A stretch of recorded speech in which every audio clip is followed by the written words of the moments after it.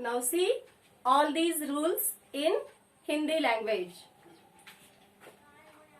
Article the, जो कि definite article कहलाया जाता है क्योंकि ये स्पेसिफिक इंफॉर्मेशन देता है। अभी इसके बारे में हम कुछ रूल्स देखेंगे जिसका यूज हम करेक्टली कर सकते हैं। जैसे फॉर एग्जांपल पहला रूल है कि किसी भी चीज को हम दोबारा मेंशन कर रहे हैं, दोबारा उसके बारे में इंफॉर्मेशन दे रहे हैं, तो उस टाइम हम द का उपयोग करते हैं। जैसे कि हमने पहले सीरीज में भी देखा था कि इंडेफिनेट आर्टिकल का उपयोग कहाँ पे होता है, जब हम उस चीज को फर्स्ट टाइम मेंशन करते हैं तो हम ए और एन लिखते हैं और उसी चीज के बारे में हम दोबारा बता रहे हैं तो उस टाइम हम द का यूज करते हैं। तो जैसे देखो कि the pen you gave me is not available in the market. इसका मतलब जो पेन उसने मुझे दी थी, ऑलरेडी हम उस पेन के बारे में बात कर रहे हैं कि जो मुझे दी है, जिसके बारे में हमें पर्टिकुलर इंफॉर्मेशन है, स्पेसिफिक इंफॉर्मेशन है जो अभी मार्केट में अवेलेबल नहीं है। जैसे दूसरा एग्जांपल हम देखते हैं, जैसे यूनिक थिंग्स के बारे में जब भी बताना हो और उसके सामने जब आर्टिकल हमें लिखना हो तब हमें द का ही उपयोग करना पड़ता है। जैसे अर्थ है, स्काई है, सन है, मून है, जो कि एक ही है।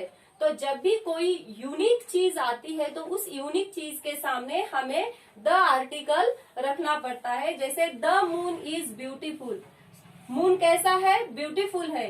ये मून एक ही है, यूनिक है, इस वजह से हमने यहाँ पे द आर्टिकल का यूज किया है।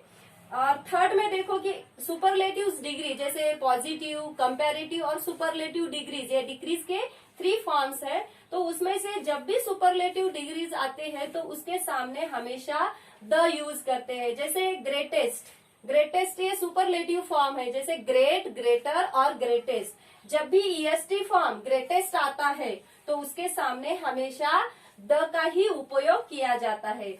जैसे ऑर्डिनल्स नंबर आते हैं, जैसे फर्स्ट है, सेकंड है, थर्ड है, फोर्थ है, फिफ्थ है, तो ऐसे नंबर जब आते हैं तो उस नंबर के सामने हमेशा द का ही उपयोग किया जाता है। जैसे द 5th चैप्टर यहाँ पे लिखा है, द 4th चैप्टर।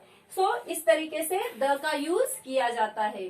देन कभी भी म्यूजिकल इंस्ट्रूमेंट का नाम आता है तो उस म्यूजिकल इंस्ट्रूमेंट के नाम के सामने हमेशा द का ही उपयोग करते हैं। जैसे Ram can play the violin, Ram क्या बजा सकता है, तो वायोलिन बजा सकता है, तो उस वायोलिन के सामने हमने द आर्टिकल रखा है।